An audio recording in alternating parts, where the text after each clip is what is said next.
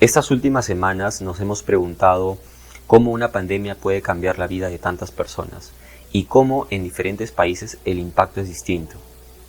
Un estudio de los Centros de Prevención de Enfermedades de Estados Unidos detectó que la tasa de contagio de sus primeros contagiados era de cerca del 10%.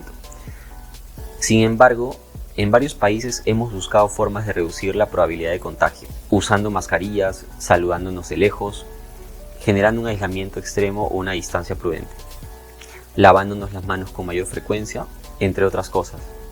Seguramente ello ha reducido la probabilidad de contagio. Sin embargo, no tenemos con precisión qué tanto. En los últimos días, en el Perú, el ritmo de crecimiento de la cantidad de infectados diario se ha estabilizado entre valores de 1.1 y 1.2. Para entender este número y lo que significa, imaginemos que tenemos X cantidad de infectados hoy y que el ritmo de crecimiento es 2. Esto quiere decir que al día siguiente tendríamos 2X de infectados, el doble, y al subsiguiente tendríamos 4X. Esto significa que la cantidad de infectados se duplicaría y crecería de manera exponencial para siempre. Sin embargo, sabemos que en la realidad esto no es así. No es así porque existen restricciones del entorno que establecen un máximo número de infectados que puede soportar la población antes de que colapse. Para representar dichas restricciones, puedo agregar el término 1 menos X. Y acá estoy definiendo que X ya no es solamente una cantidad, sino que es un porcentaje del máximo de infectados que puede soportar una población, por lo que va entre 0 a 1.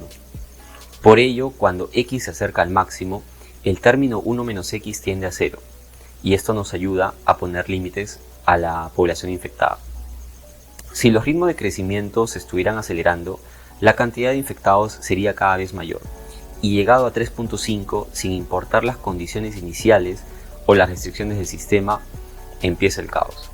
Hoy, sin embargo, en el Perú, el ritmo de crecimiento diario se ha estabilizado en valores entre 1.1 y 1.2, lo que significa que manteniendo este ritmo de crecimiento estable, el total de infectados en algún momento se llegará a estabilizar por las restricciones del entorno, para luego comenzar a disminuir. No se sabe si esto se hará en una semana, en 2 semanas o el siguiente mes. Lo que sabemos es que a un ritmo de crecimiento estable, el total de infectados se llegará a estabilizar en algún momento, para luego comenzar a disminuir si mantenemos el mismo nivel de exposición y cuidado. ¿De qué manera nos ayuda conocer que el ritmo de crecimiento se encuentra estabilizado entre valores de 1.1 y 1.2 y que la tasa de contagio es menor al 10%? Bien, acá la percepción de los síntomas que tenemos de nosotros mismos, los test rápidos y las pruebas moleculares juegan un papel crucial. En la gráfica podemos ver que la confiabilidad de la prueba molecular en los primeros días de contagio es cercana a 93%, mientras que los test rápidos en esos días tienen una confiabilidad alrededor del 70%, y nosotros queremos saber lo más rápido posible si estamos contagiados o no, y por eso voy a tomar esos niveles de confiabilidad como referencia. Verán, una confiabilidad del 70% significa que el test rápido identificará correctamente al 70% de personas infectadas. Sin embargo, también identificará incorrectamente al 30% de personas que no lo están. Muchos de nosotros pensamos que si diéramos positivo en un resultado de uno de estos tests, tendríamos el 70% de probabilidad de estar infectados, pero esto no es así. Ahora, imagina que queremos calcular la probabilidad de estar infectado sabiendo que diste positivo en el test. Esta probabilidad en realidad es una hipótesis que sostiene que estás infectado y que esto es verdad porque diste positivo en el test.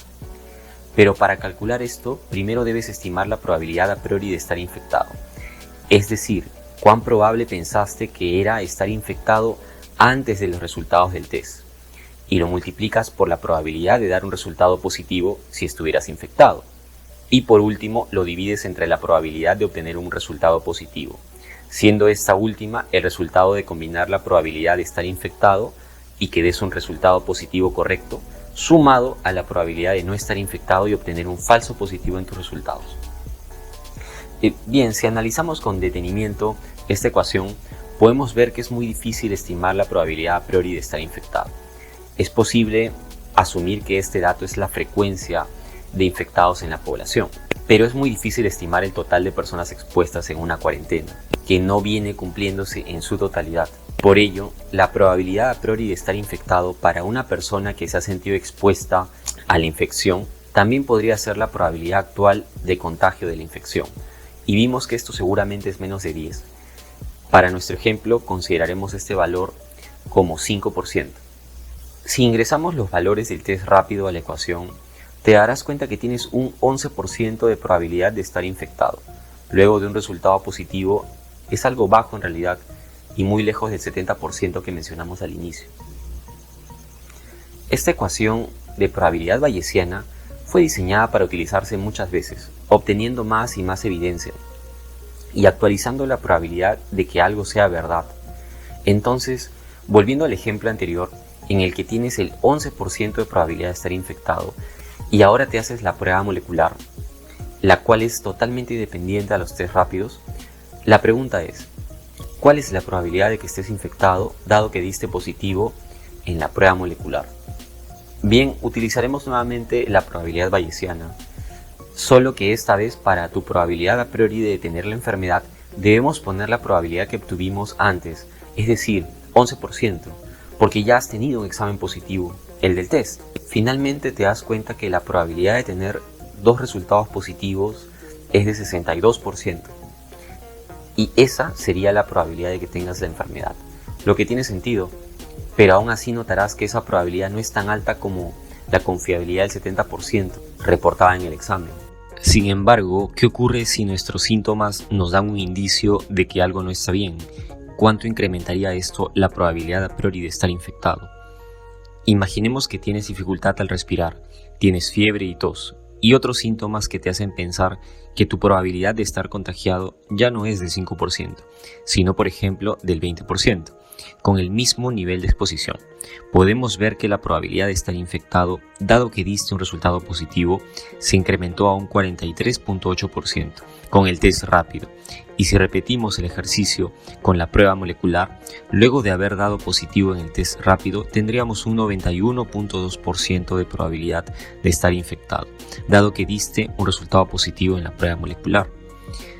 Lo que nos quiere decir esto es que esta probabilidad bayesiana fue mejorando su nivel de predicción a través de la evidencia de evento tras evento, de prueba tras prueba. Hoy en el Perú se realizan 1000 exámenes diarios, entre test rápidos y pruebas moleculares, y a la fecha solo el 12% resulta terminar en casos de infección. Aunque parece contraintuitivo, esta no es una buena noticia, porque las pruebas realizadas no necesariamente están detectando la ubicación de las personas que tienen infección. Por ello, creo que debemos tener presente que no se puede luchar contra un virus que no sabemos dónde está. El aislamiento de casos con síntomas leves permite la detección temprana para ponerlos en cuarentena y aislamiento extremo. Un 12% significa que solo una prueba de 10 está permitiendo identificar de manera efectiva dónde se encuentran los infectados. Lo que nosotros podemos hacer es no solo respetar la cuarentena, sino ayudar a estimar en nuestras casas por medio de triajes digitales esta mencionada probabilidad a priori, sin el sesgo de la volatilidad en los niveles de exposición, debido a que en este estado de cuarentena el ritmo de crecimiento ya se encuentra estabilizado en valores de 1.2. Por otro lado, por parte de las autoridades, deberíamos poner a disposición un triaje un poco más completo, considerando las variables recogidas de las personas ya infectadas, pues al no haber una fórmula exacta para predecir la enfermedad con datos demográficos, por ejemplo, entramos en el espacio de las probabilidades y podríamos, a través de la inteligencia colaborativa y el Big Data, mejorar la efectividad al momento de destinar las pruebas, priorizando la utilización de los test rápidos, por supuesto, debido a que estos test muestran una rápida desviación cuando una persona posiblemente esté infectada.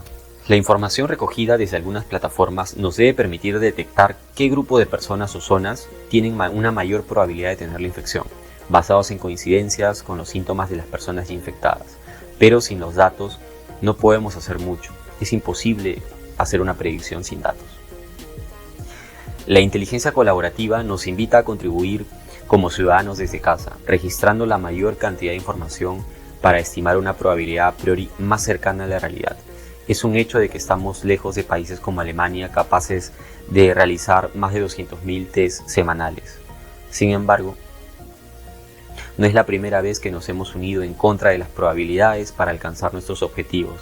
En la descripción les dejaré un link como muchos que deben haber visto y que también compartiré para que puedan registrar información y brindándoles algunos consejos también relacionados a esta coyuntura.